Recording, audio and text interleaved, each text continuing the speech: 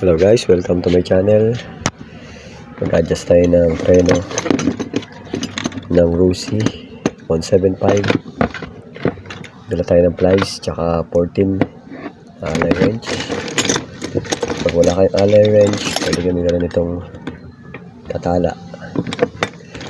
Okay guys, kaya natin yung 14 natin dito. Okay guys, nakita ko na siya, itong balaktot. Ito yung gagamitin natin guys. Sara na natin yan ay dito sa ating basta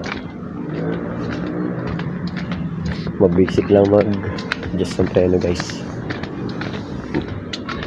Kaya nito ang mga hindi pa marunong mag-adjust ng preno. Ganito lang guys.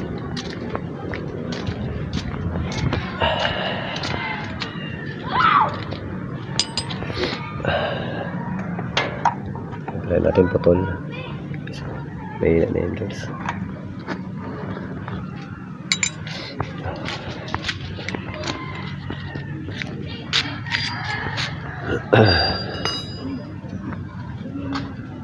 Guys, itong 14 dito. Tapos ibitin ng plies to dito guys. Kasi konti yan, ibitin nyo ito ng plies.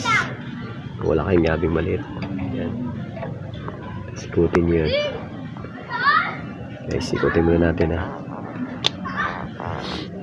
Walang hawak ng phone natin guys. Paano kaya to? Sige. Sige, popost ko. Papatay ko na lang muna.